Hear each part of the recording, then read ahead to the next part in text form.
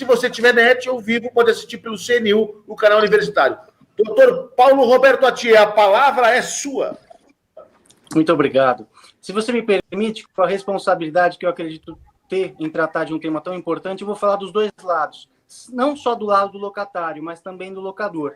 Tá bem? Veja, como eu dizia há pouco, a boa-fé ela deve ser observada, isso está no nosso artigo 422 do Código Civil, em todas as fases contratuais, inclusive na negociação.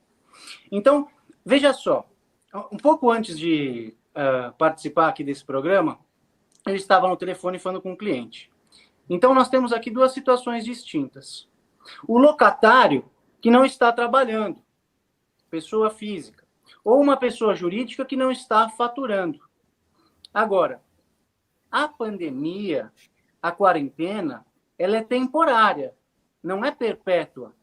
Inclusive, o professor José Fernando Simão, catedrático da USP, escreveu recentemente um artigo fantástico tratando sobre esse tema.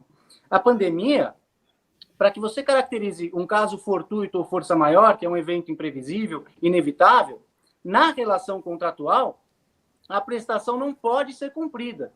E no aluguel, por exemplo, Fernando, o pagamento, ele sempre vai ser útil.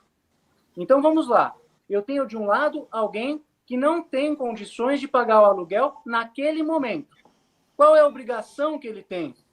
O fato de ele não estar faturando, não estar trabalhando, não exime ele da responsabilidade de pagar. Ele tem a obrigação de chamar o credor, o locador, para negociar e demonstrar que ele não pode pagar. Qual é o erro de muitas pessoas? Agora eu estou num momento de dificuldade, vou me eximir dessa dívida. Não, não é em todos os casos. Existe sim o pai de família com 2 filhos que não vai conseguir pagar o aluguel daquele mês, que ganha, como disse o doutor Palumbo, o salário de fome. É verdade, essa é uma situação, mas não em todas. Veja, eu vou te dar um exemplo bem prático. Eu tenho um outro cliente, ele tem 2 imóveis alugados para supermercados. O supermercado pediu uma redução no aluguel de 40% durante 12 meses, cada um dos supermercados. Tem boa fé nisso? Lógico que não. Claro Só o que supermercado está ganhando claro dinheiro, pô. É claro que não. Exatamente, Quanto aos despejos, exatamente, é difícil. Né? É claro que não. Qual que é a obrigação? Locatário, você precisa de uma orientação? Melhor coisa que você pode fazer, demonstrar, tanto quanto possível, para o seu locador que você não tem condição de pagar. Porque o locador também depende, muitas vezes, do aluguel para quitar as obrigações dele. O locador ele não pode ser visto como alguém que está recebendo dinheiro sem ter feito nada. Alguém comprou aquele imóvel, alguém investiu lá. E do outro lado, o locador tem que ter bom senso. Porque nesse momento de crise ele não vai conseguir locar o imóvel ou vender, ele não vai conseguir fazer nada.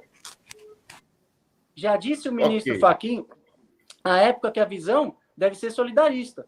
Quanto aos despejos, eu não sei se é do conhecimento de todos, mas já foi aprovada no Senado, ainda não foi aprovada na Câmara, o projeto de alteração legal de emergência, que é o 1179 de 2020, que prevê que as liminares em despejos, em ações, locações comerciais, só vão ser conferidas a partir do dia 30 de outubro. Então, nesse período, é provável que não haja despejo.